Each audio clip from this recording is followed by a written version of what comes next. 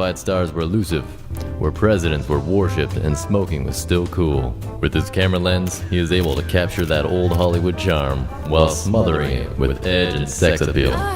His photographs tell a story of mystery and misconduct. What's up, bitches? He is the most interesting man in the world. His style and versatility makes him a brilliant headshot photographer for actors as well as live music performances. He looks for the essence of the artist and then helps create the atmosphere for them to comfortably live. Mahoney shifts effortlessly from studio to location, to the stage for the live band performances or to the actor's home for headshots with the utmost ease and professionalism, producing images worthy of promoting you, your film, or your band. For questions or to schedule your next photo shoot, visit StudioMahoney.com. We want you to take the shows with you, so subscribe to our podcast at iTunes or tune in live every Friday from your desktop or your internet-ready mobile device and listen live. Excite Radio. You're listening to ExciteRadio.com. Have you signed up for your free profile? You can join the Excite Radio community as an artist, label, venue, or fan. Join us today for free and interact with today's hottest unsigned talent. ExciteRadio.com. The world is listening.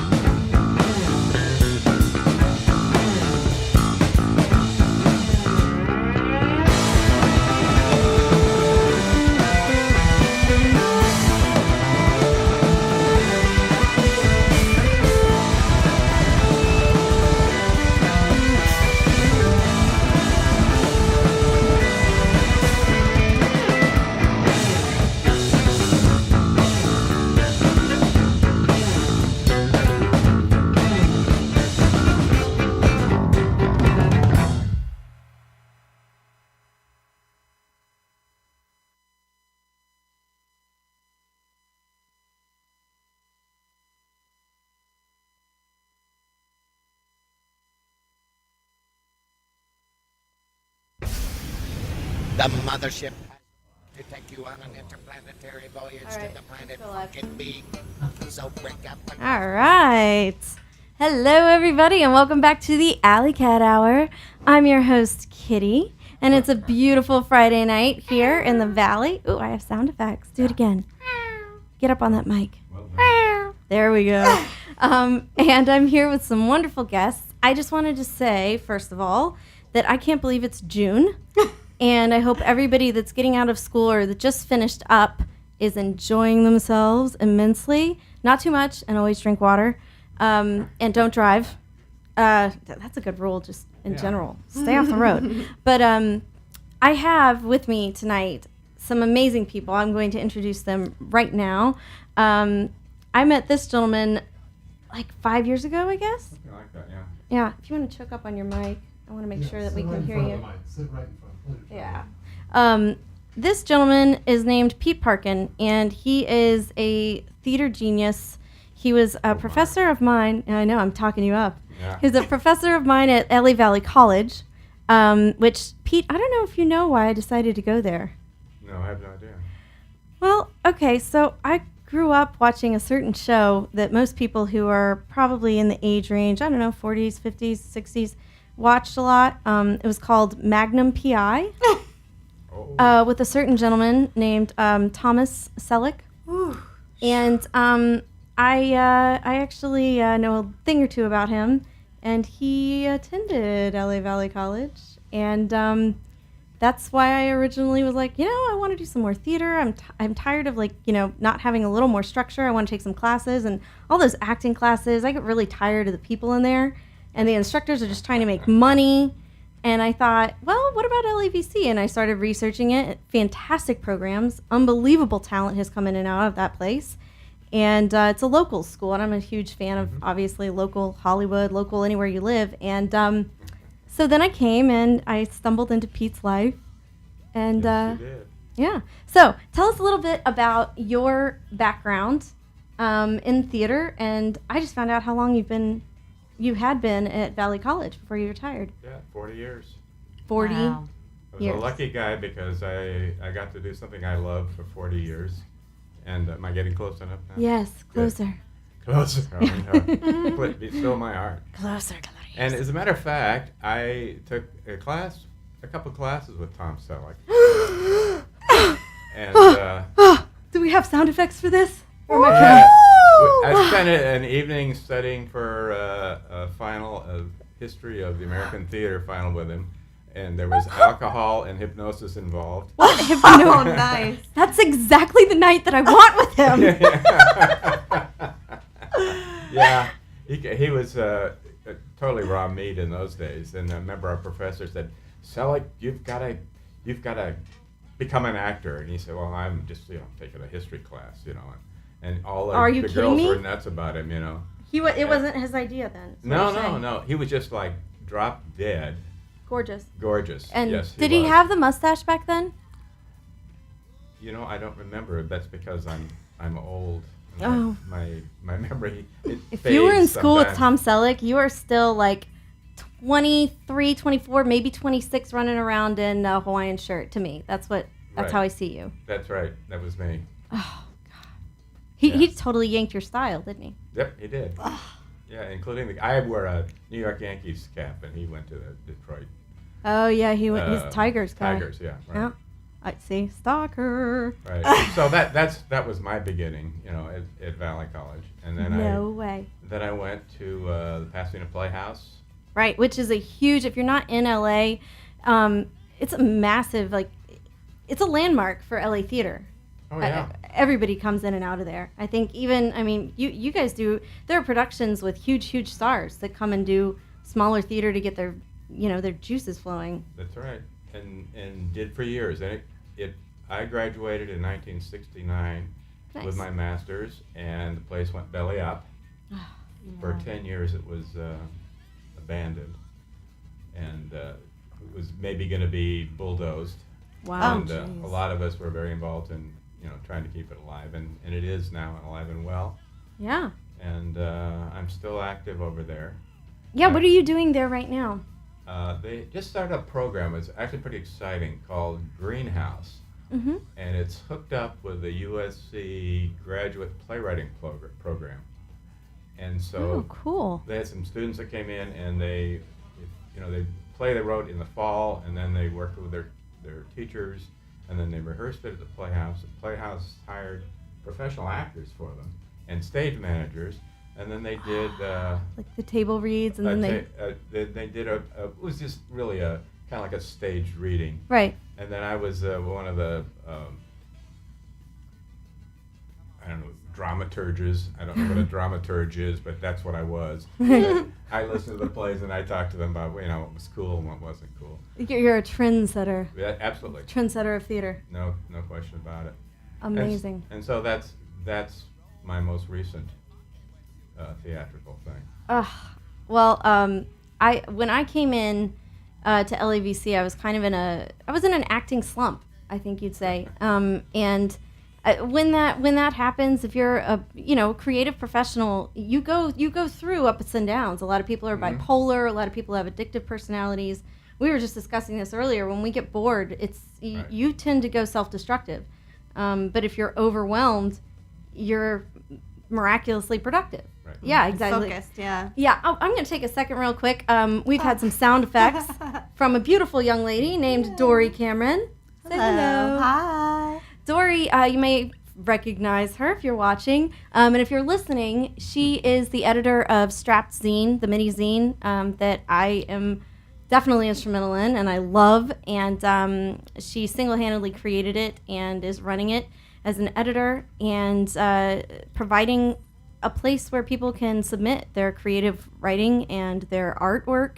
And she puts it together by the sweat of her brow. And we are going to be actively seeking donors and sponsors to help us in her next season, which is coming up.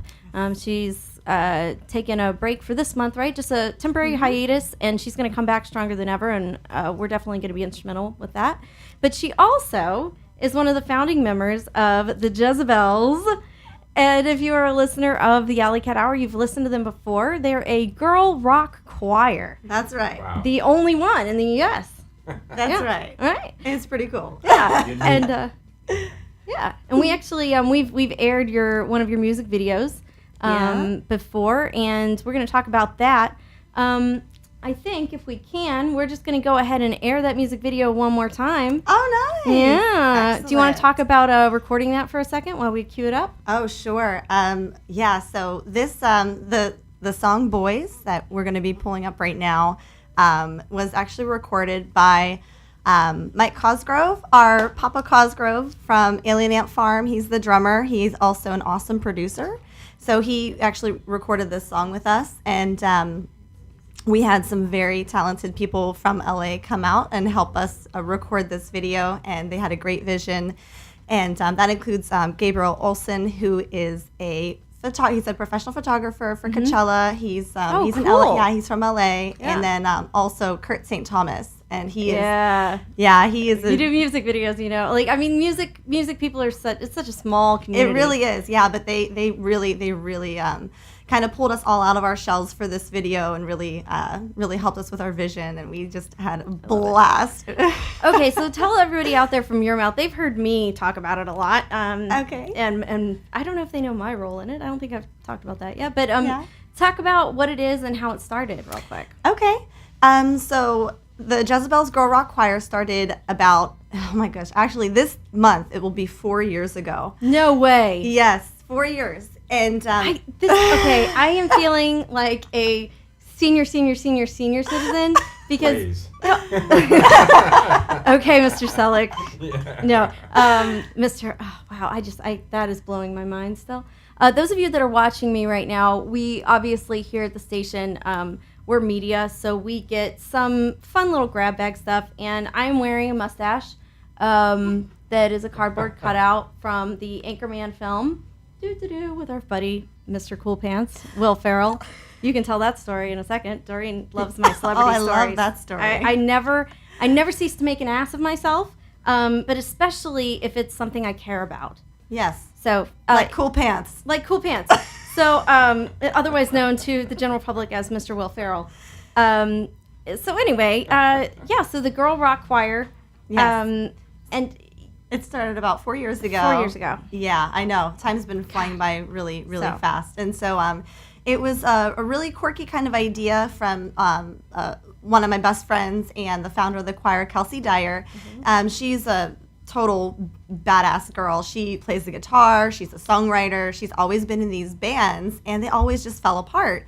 And so she had this idea like of doing something completely off the charts and something totally different. And so Right. she came up with this idea of having a girl rock choir. which is awesome. Which is awesome. And she recruited like all of her friends and all these strangers on Craigslist. And that's how I found her. I found her actually on Craigslist. Yeah, how on one of our first shows we talked about things like Kickstarter and Yeah. Craigslist and how creative folks like sometimes that's how you get through the bullshit and find each other. Exactly. And that's exactly what happens. Sometimes you end up in Costa Rica missing, a kidney, but sometimes you end up in a girl rock choir in Riverside. Exactly. Much better. Yeah. It really depends. Yeah. So we just have so much fun with it. We started out just doing covers because we're Right. still just kind of trying out like what exactly is this, like how are we going to do this? It took us How many girls is it again? There's 14. 14. There's Okay. 14 girls. Gotcha, 14. And then we have 4 band members. Yeah. So and yeah. then a certain person that comes in and out of your lives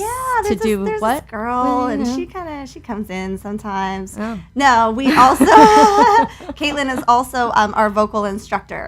So when she is not just being completely fabulous and doing absolutely way too much stuff. Definitely thought you were going to use another adjective right there. No, fabulous. When Oh. she's not doing her radio show and just being totally creative and acting and singing, and whenever she has time, we love to have her out to help her, to have her help us tighten up and just give us some encouragement. So yeah. I mean, vocal work is especially when in a large group like that. I mean, ensemble anything is tough. Theater is the same way. I mean, the more people you have, the more complicated. And everybody needs to be on the same page. And I feel most of the time you have to have a coach, you have to have a conductor, you have to have a director, you have to have someone that's going to say, you know what, cut the shit. And it's not all about you. You have to be part of a bigger organism. And unless you are, and you know how to collaborate, then go do it by yourself. Good luck to you, because you're going to have to collaborate with your producers or whoever's going to help you out. Right. Or you man up and you learn how to use your people skills. So Yeah, or your kitten skills. If I hadn't met Marjorie Vanderhoff at Valley, Yeah, love her. I never could have done a musical or anything myself. Choreographed. She's amazing. Yeah, there's nothing that she can't do. Yeah. Actually, literally. What's her background again? She comes from more musical theater, right? Musical theater Yeah. is her background. She's a good And actor. she does a lot of dance too. And a lot of dance. And- She's amazing at taking people, you should probably get in touch with it, of people who are not dancers and making them look fabulous on stage. Wow. And she's a huge rockabilly fashion expert. She's almost always in, I would say costume, but for her it's just always in character. Yeah, it's not a costume.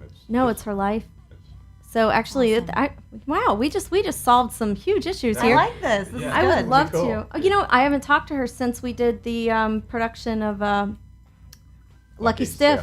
High five. You should pardon the expression. Oh, that's an interesting title. No, it's actually let's not get it started with that. Oh my god! My mustache is stuck in my nose. I know. Why I do mustache Very removal attractive. is thank you, everyone. Yeah. Tom Selleck. That's Well, right. I don't know. Tom, if you're listening, and I hope you are. Oh God, I hope you are. He's mine. Please call. We're gonna go to a short break while I kill one of my guests. No, we're going to listen to and watch, if you're watching us online on Ustream or exciteradio.com, the video for Boys by the Jezebels. Enjoy, guys. We'll be right back.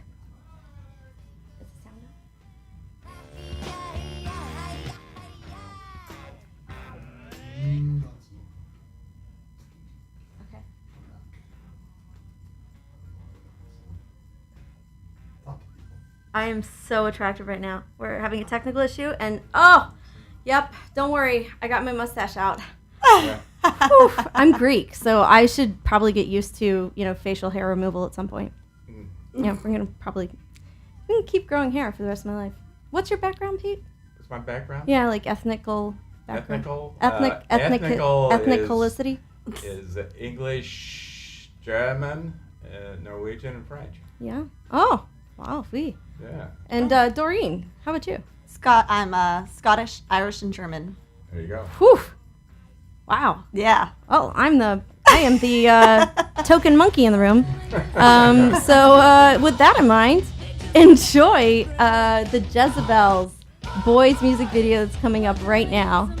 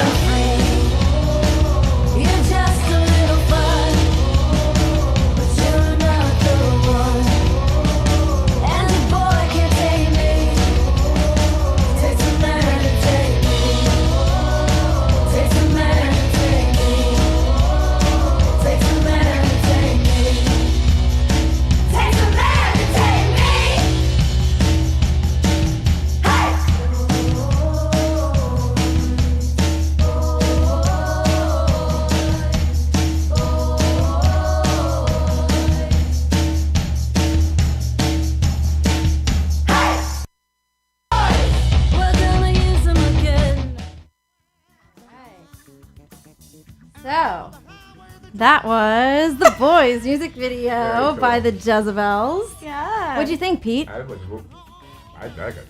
Yeah? Yeah, absolutely. It's got some showmanship there. I like that a lot. Absolutely. So, how long was that a one-day shoot? How many days did it take? That was an all-day shoot. Yeah? Yeah. Wow. Oh, it was so much fun. Oh, we had way too much fun. Yeah. Oh my goodness. Okay, so there were 13 girls and how many boys on the shoot? There were models. There were 14 girls, and then we had probably about 20 guys that ended up coming out through the day. Yeah. 2 boys for every girl. Good odds. I'm rewriting that song. Yeah. That's yeah, good. Definitely. Yeah. We had way too much fun. I mean, we pretty much we had just like a white backdrop, and we wanted to just kind of strip down because our last music video had like a really nice like storyline, and there were a lot of scenes and a lot of different things going on. So we were like, oh, we're just gonna strip it down for this one and see how it goes, and it turned out great. And like I said, Kurt St. Thomas and Gables, and I swear they're having a Selleck moment. Yeah, they really just pulled us out of our shells, and it was way fun. There's so much behind the scenes stuff that's recorded. We have to have like a behind the scenes video release as well, just with all the crazy cuts. It was a lot of fun. So. That is so cool. It looked like fun. Oh yeah, I was having way too much fun in the video. They were like, "We need someone to get naked. Let's find." I was like, "All right, I'll find someone. And turn around. So within 5 within no, because I did pants somebody. Yeah. Oh, you got to get somebody naked. Yeah. That's even more fun. Yeah. So they call that technically back in the day. I know a lot of people started their careers, including Alicia Silverstone, as what they call affectionately one of the most sexist terms ever, video hoe. Oh, You're familiar with the term, right? Yeah, video hoe. No.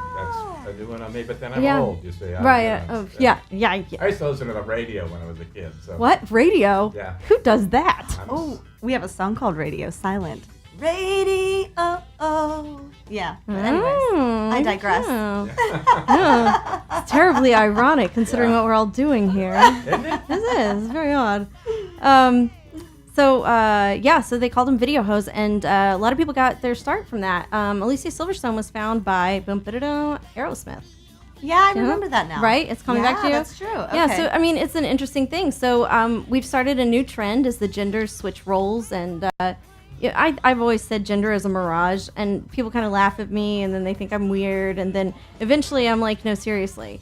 Gender is a big deal, and evolution has taught us that we've all evolved differently, but we're starting to negate the need for gender stereotypes in their former form, and it's a new world.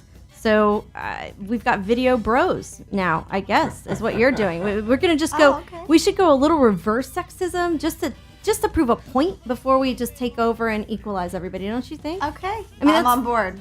I think that's the communist. Fair enough. Right. Absolutely. I mean, I all for like socialism, basically, in that world, but we have to go a little commie first, just to scare the people out of this whole democracy that's not working, something like that. Is that, I mean, Little pinko. yeah, pinko. Oh my God, we just totally you named it. Well, yes, but that's an old term. That's, I have to admit.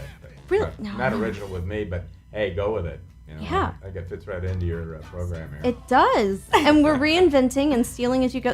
Okay, here's a real quick, before we delve into the writing, because that was another reason I wanted to talk about theater this week. Of course, the LA theater, especially because you're such a professional and you've been here for so long knowing that, but also the writing aspect and how that art comes to be. And Doreen is a huge writer. I'm writing. We both love that creative aspect, and I think more people are having to do that.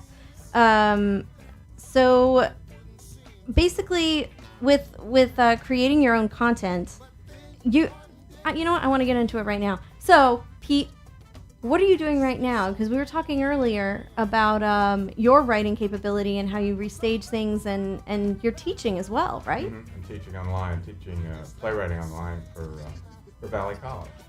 Bum-ba-da-dum. Still doing it. And okay to talk about the weight? Yes, Get into please that? talk about the weight. Please Yeah. talk about the weight. Actually, Because this was a project that sort of came out of the blue.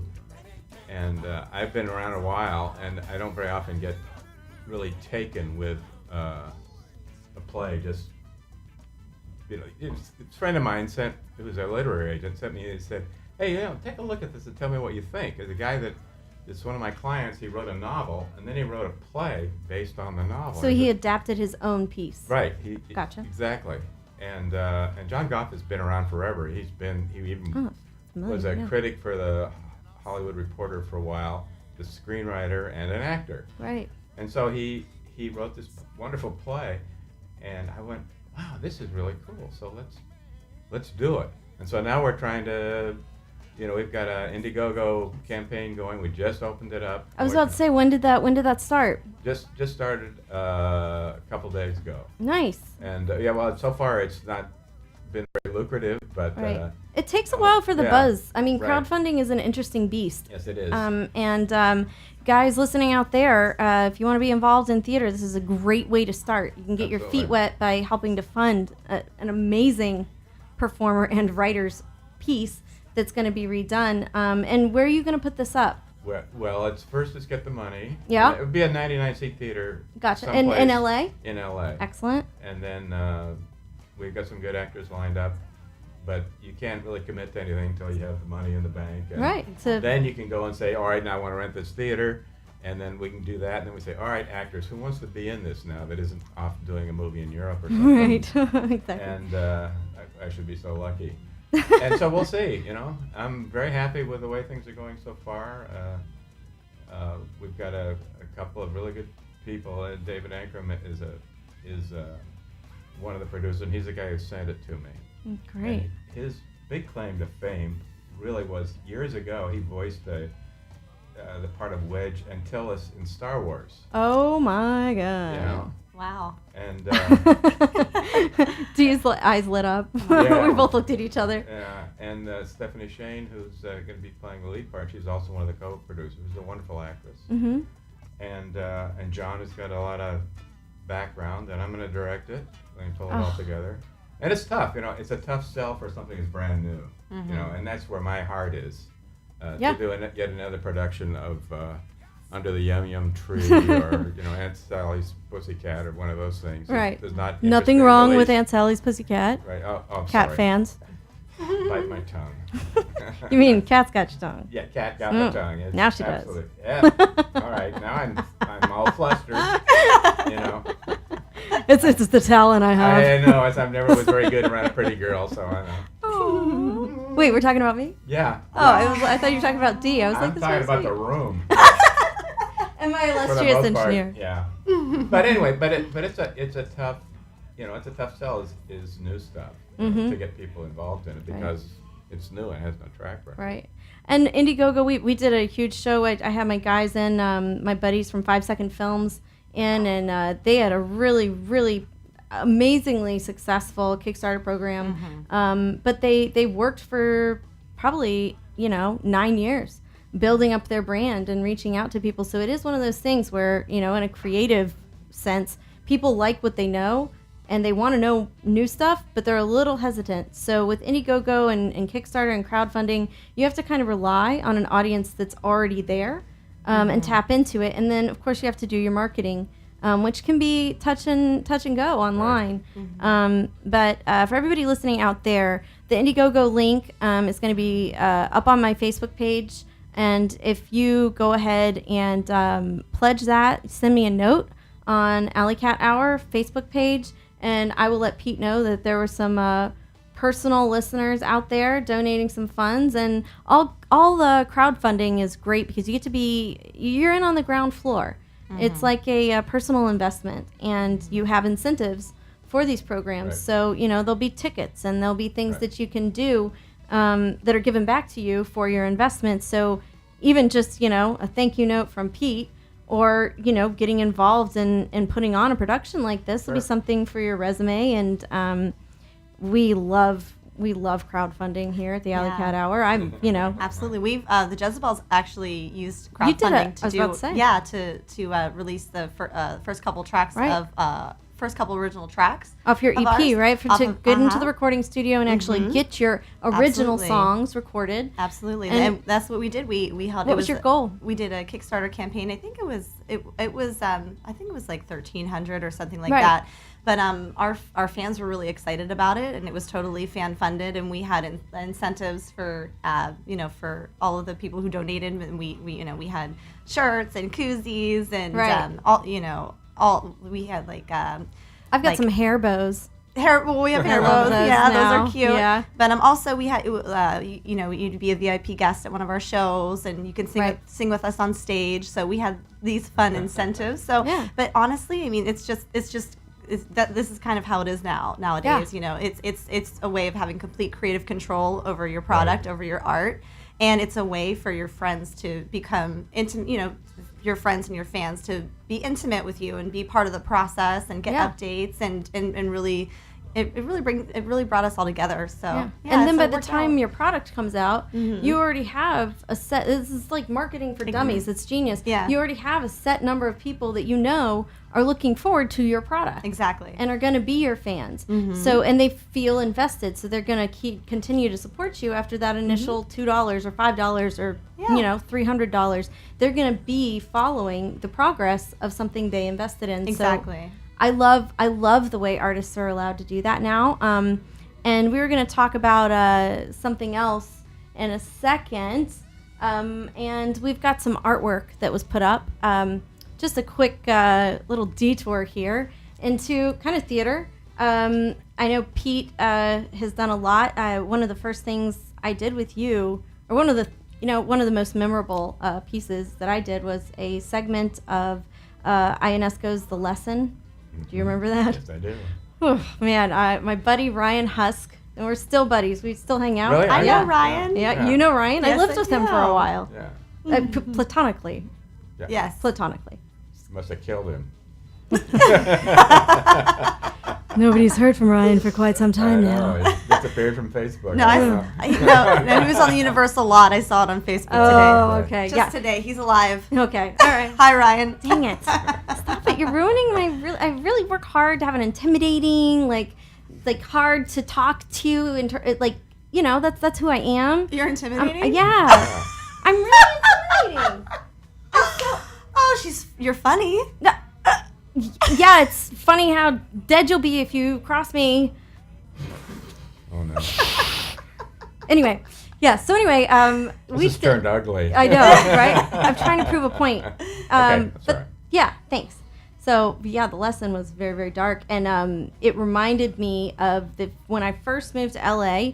I did a film. And I was just a PA to start with, a production assistant, like running around. I was a professional cable wrangler, making sure none of the cameramen tripped, and made buddies with the grips. I think everybody that can see me can tell, you see go stunts.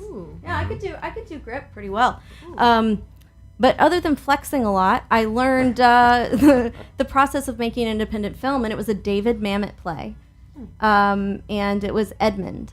Oh. And it was a film with, I think there were 12 different producers, and they all banded together. It's kind of pre-crowdfunding.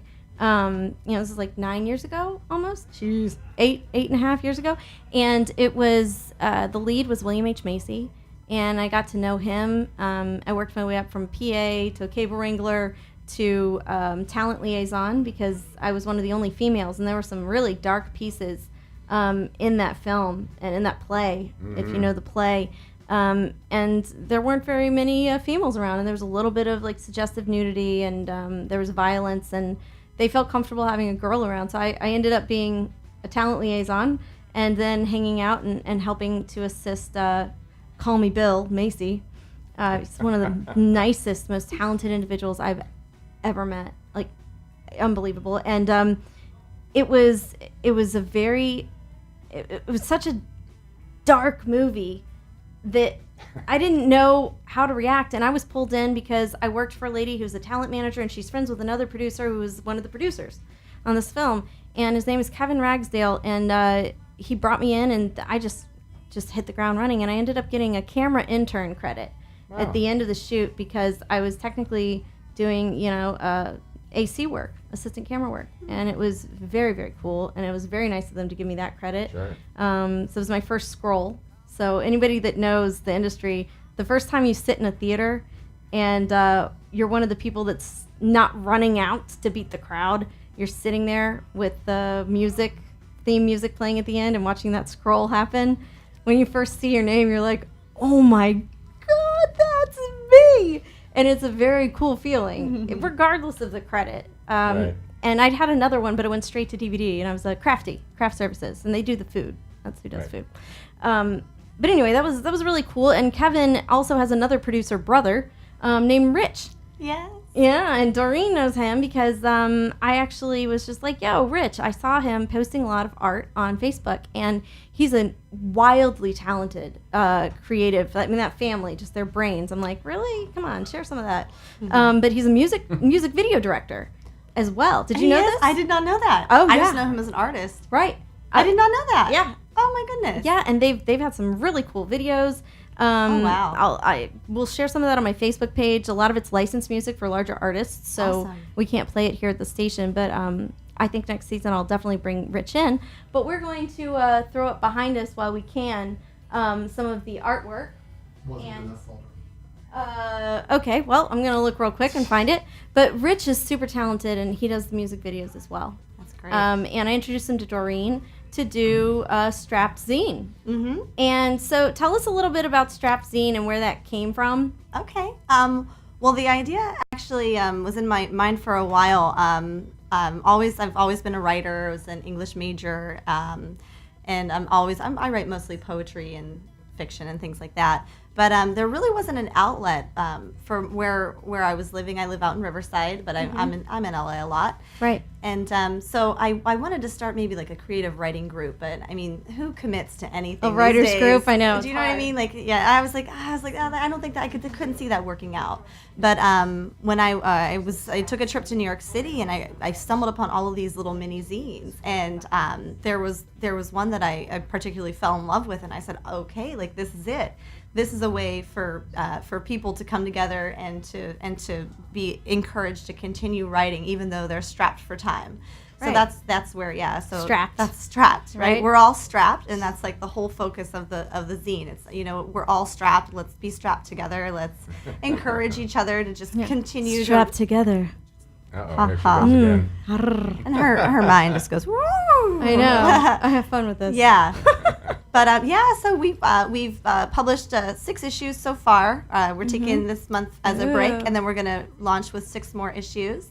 And Right. so the next one that's going to be published is about forgiveness. So so it'll be interesting. I love to it. see what happens. And it's great. I mean, I've met so many interesting people, just artists and writers, just through it. And a lot of people from LA contribute. A lot of people from Riverside, and actually a lot of people from my hometown, Pittsburgh, Pennsylvania, contribute as well. Oh, look at I saw that Pittsburgh, face. yeah. Yeah. Yeah. Born and raised. No, actually I'm here, but my family's from there, and I lived there for about 3 years. Oh, did In you? the Shady Side area. Oh, okay, that's a nice area. Yeah, it was nice. Yeah. It's funny. It's the shady side. I was like, whoa, right Oh, side yeah. tracks. Yeah, no, But it's a nice. shady side is the non-shady. You should be pulling an Iceland, Greenland thing. You're trying to be No, like, no, I no, live that's in what shady they called side. it. I don't know from Pittsburgh. It's a neighborhood. Yeah, it's a Right. neighborhood. It's a really nice They're just upscale trying to neighborhood. keep the yahoos out. I live in shady side, Yeah. so So it's That's right. interesting. Yeah, no, it's interesting. And I we got there in a covered wagon, so. oh yeah, right. Yeah, right. you and Tom, Yeah. right. way back in the Right, in the good old 1400s. days, right. Yeah.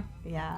Anyway. So it's been going really well, and we publish them online. We get a couple hundred views for online via Scribd.com, and we get a couple hundred views per issue. I mean, we've have over 2,000 views online just for the last 6 issues. So cool. So And it's picking up from the ground up. This came out of your brain, and then and speaking of Craigslist again, sometimes you put up ads, right? And I think right now people are seeing some of the stuff we've been talking about. Scroll behind us if you're watching.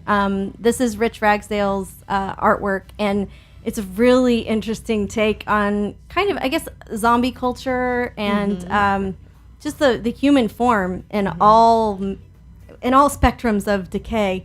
It's become kind of a thing for our generation, and we've embraced it rather than shun it. And it's unbelievable take. It reminds me of art also by another buddy of mine named Billy Reynolds, Yes. which I threw your way. Yes, And I think also. you saw. Yeah, he did a cover. Yes, for you. he did. He did for I think it was for our change. Yeah, the issue. change. Yeah, Yeah. excellent. I mean, it's just been such a great response, and I meet all of these really artistic, interesting people that I wouldn't have otherwise met. So so it's a really good thing. So I love it. yeah. Well, I'm thinking that we definitely have some crossover here. One of my favorite things about doing this show and being in LA in general is meeting people who don't flake out, which, it's like once every, what would you say, Pete? Once every 3.5, 4 years? Mm-hmm. Yeah? Yeah, but after you spend a little time here, and if they don't get knocked up and move back to Oklahoma, and they stay here, you're both sitting around thinking, oh, God, can you believe we were young once? And then you realize you have so much stuff in common, you start collaborating. And I'm a huge collaborating fan.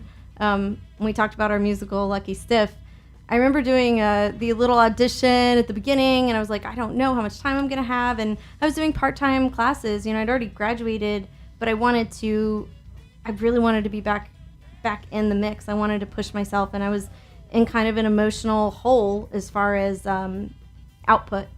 And when I did that audition and then started taking your class, you pushed the envelope. The Ionesco play, The Lesson, is do you want to summarize that one? Well, it's very dark. Yeah. And when the student comes in and the professor talks to her, and he talks to her in total nonsense Right. for about an hour. And he gets more and more pissed off at her as she can't get the idea, and he'll say one thing, and she'll say, well, I got the answer, and then he'll change the subject until finally, at the end of the play, he gets so frustrated that he murders her. Oh, wow. And they carry her body out, his maid does, and then there's a knock on the door, and a new student shows up, and it's the same girl, Wow. you know, all put together again, and so it just keeps going and going. It's very, very tough material, and it's very, very dark, and you've got to go into a really dark place to even get started with it. And she was wonderful. She really was. Thank you. I am so glad that she's still hanging in there. I hadn't seen her in a long time. And she was great in Lucky Stiff, and stole that show, walked off of that show. And this thing, this is an acting class, you know. It was amazing. And I have to give Ryan props for that too. He did a nice job of it. Yeah, I mean, our rehearsals, he helped me come out of my shell too. I think when you do dark pieces, and if you have a brain in your head, it's not method acting, but you're drawing from experience. You have to tap into emotion and experiences that you've had in your life. Yeah. And everybody has something dark that they're hiding, or that they don't tell anyone, or that they don't feel comfortable with. And we deal with it in different ways. You can cope with an addiction, or you can have really bad relationships, or you can completely ignore it, or you can get a lobotomy, which I'm on a wait list for. But till then, I use my outlets, and that's my creative outlets. And even when you're a creative person, if there's something especially dark, sometimes you don't want to go there. And this was a real challenge for me, because I thought, okay, I'm going to do this little musical, and it was great. In Lucky Stiff, I got to play like 12 different characters, and it was fun. I got to wear a bunch of wigs, and I got to change makeup and change characters and accents and voices, and I had a freaking blast.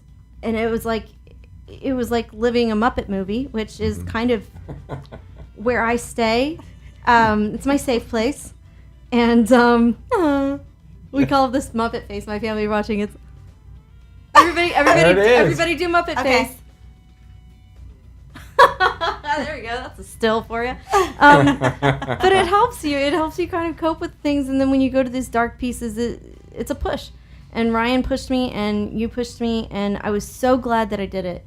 And it was hard in the beginning, looking at the material and then having to live it, because you do. I mean, method acting is where you spend your entire existence 24/7 in that. But when you do other methods, like I do, you come in and out of those characters, and you go back to Caitlin, or you go back to Muppet Land, and then when you're ready to rehearse, you go into the world of the pupil. And I got sucked in to the pupil's world for a couple weeks, just because we were doing rehearsals, and I took this very seriously, and I wanted to do it justice. I also wanted to push myself to go there and be able to bring myself out. You look at actors like Heath Ledger is one of the ones that really comes to mind, because it was so recent. He went to an extremely dark place. We've all seen Dark Knight, and his interpretation of the Joker was unbelievable. I mean, it's probably one of the most spectacular pieces of acting. What would you say? It was scariest. Yeah. It was completely scary and very, very effective.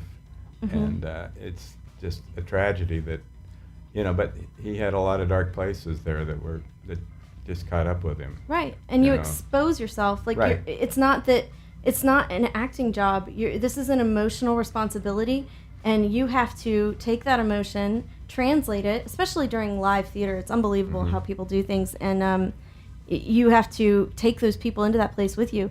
And if you're on stage, people are sitting in front of you. We're electromagnetic beings. This isn't just like fucking voodoo crap. This is actual science. Read a book.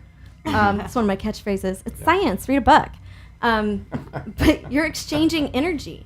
You've got a 99-seat theater, right? You've got 99 people facing you, and their attention is going towards you. Their waves of energy are going towards the stage. You're one person or two people or only four people, and you have to bounce that energy back and make an impression in order for them to feel emotionally involved and invested. And especially on film, that's hard. You don't have an audience to bounce off of with energy. But when Heath did it, he went to that place and he stayed there. And I think the reason that so many actors are paid such exorbitant salaries, if you're on the outside looking in, you're like, oh, well, that's way too much money. He doesn't deserve that. But then you look at a performance like that, and you realize that you're not paying for 5 seconds of screen time. You're paying for not only the 3 weeks of shooting or the 6 months of prep that it took to create that character. They're being paid to take their personal emotional balance and set it aside and go to those dark places for you. And once I realized that that's how acting works and how true methodology can it can take you there. And if you don't have a safe path out, if you don't like put your crumbs down to get you out of that dark spot, you can stay there. You're paid those huge salaries, and you have teams of people to help you come back. And that's how I interpret it. So when that happened to Heath, I thought, number one, irresponsible. You have tons of money. You can find your way out. But if you're predisposed to addiction, or you're predisposed to, an emotional dark place, it can be hard. But you have people to help you back out. So I think one of the people that does it so well is Daniel Day-Lewis. Oh, he's amazing. Oh, he's excellent. Yeah. Right. He goes there, and then he calls himself a method actor because he goes there completely. But then when he comes out of it, like, he may do something and then he'll disappear for 2 months. He'll go to his ranch in Montana, or he'll go to Fiji, and he will bring himself back out. So that salary that he's taking, it's being responsibly used for emotional health, so that he can come back and do another role and take you to another place. I don't know. Smart. Pete, what do you think as far as... It's something that happens. It happened to me once. I was doing a production of Death of a Salesman when I was in college, and doing Willie Loman. Yeah. And I remember starting to do Willie things. Like, I would drive, I would lose track of where I was driving and all that, and I was like, wait a minute, what's this? Is so weird. Never happened to me before. It wasn't you, it was the character. No, it was taking me over. Now, when you went into the dark spot for the student, what?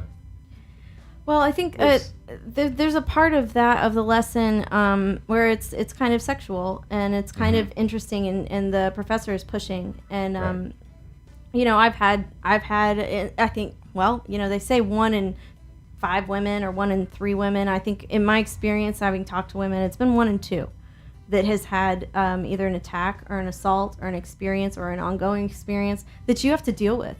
And when, especially for children who had to deal with, a very deep subject like that, you put that shit away, man. You're not going to bring that out of the frat party. I mean, that's why we have strippers, right? Yeah. It's emotional baggage that you've carried over, you haven't dealt with, and you're like, oh, wait, sex is fun, so I'm just going to, completely extrapolate everything and just take it to another level. But for me, the lesson did that. It started a path for me to deal with some trauma that I had ignored. And it's a really interesting path. And thank God I went there, because then I got the guts to not only do that on stage, but those characters taught me, and I taught myself, that I can go to that dark place and I can leave a crumb path, and guess what? I can get out. Of course, we were talking earlier, you have to have your outlets, because people like us will self-destruct if we don't have our outlets. Right. You need to be able to pull out. I've seen it with actors. A production of Marat Sade that I did a number of years ago, when everybody has to be a crazy person who's in an institution, and then they also have to play a part in this play written by the Marquis de Sade. Well, you can imagine where that's going to go. Yeah. And it was 2 or 3 levels of crazy. And it takes a great deal of discipline to be able to do that and pull it off, and step out afterwards and go to Ireland 32 and have a beer. Yeah, exactly. Right. Or go to your next job where you're singing Disney songs at a kid's birthday party. There you go. I mean, you use strength of character, and you build it, and you build your arsenal, and then in the best instances, I guess you get to have a career and use that arsenal to help other people emote. And Doreen, I think that's one of the reasons I love Strap Scene so much. The fact that you're taking a medium that people said, oh yeah, it's dead. Magazines are dead. Newspapers dead. People don't read books anymore. And you're like, first of all, no. And second of all, no. And you're providing an outlet to people that wouldn't be able to afford to have that outlet to begin with. So talk about that real quick. We're about to wrap up our show, but tell people how they can submit to Strap Scene and what you're looking for your next 6 months or so. Okay. So first I'll say where you can find it. I would start with our Facebook page, which is facebook.com/strapzine. And I put it up on my page before. I'll put it up again. Thank you. Yeah, Thank you. But absolutely. we're always looking for artists and artists especially. Artists are kind of hard to find. Artists and writers as well. And so the way that it's structured is there's the monthly theme. We've done the supernatural, change. And our next one's going to be about forgiveness. So there's always like a theme that you can follow, and I can tell the submissions that were written specifically for the monthly theme. Right. Yeah, and it's just crazy. Every month I'm just like, oh, this is the best one. Oh, this is the best one. And then it's like the next month it's like, oh man, this might be the best one. Like it all just comes together. Spoken like a really, true director, editor. Yeah, it all comes together really well. And so and you can if you can find the link on the Facebook page. We're on Scribed. That's where I publish it online, so you can read it online. And then I also make paper copies as well, and I distribute them around LA and around Riverside. So, awesome. Yeah. I've been that monkey before. Yes, you have. Thank you. You're just the best monkey I have out in LA. Oh, thank you. Speaking of monkeys, I just want to say real quick, there's a keychain on Pete's water bottle here, and I completely love it. It is a rubber chicken. And exactly. Sound effects. More sound effects. Mm-hmm. I love rubber chickens. I always have. The traditions of very old theatrical traditions. The Greeks originally had their what? What did I do? The Greeks originally had their rubber chickens carved out of stone, of course, because they were all artists, and they gradually evolved into rubber because it was easier to do. They could make molds and all that. And if you believe that, I got some property I want to sell you, swampland I want to sell you. But yes, I'm never without my rubber chicken. I have 3 of them as well. Yeah. All right, guys, we've had a great show. Absolutely. We're getting ready to wrap up.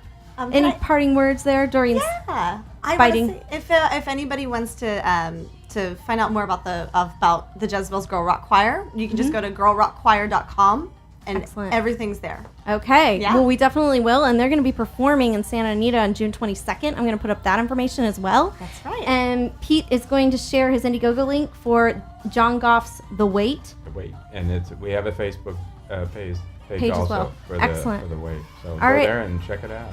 Awesome. I'm going to put that up. Thanks so much, guys. Everybody have a beautiful, beautiful Friday. Traffic's insane in LA and probably everywhere else. Mm-hmm. Have a beautiful, beautiful weekend, and I will see you next week on the Alley Cat Hour.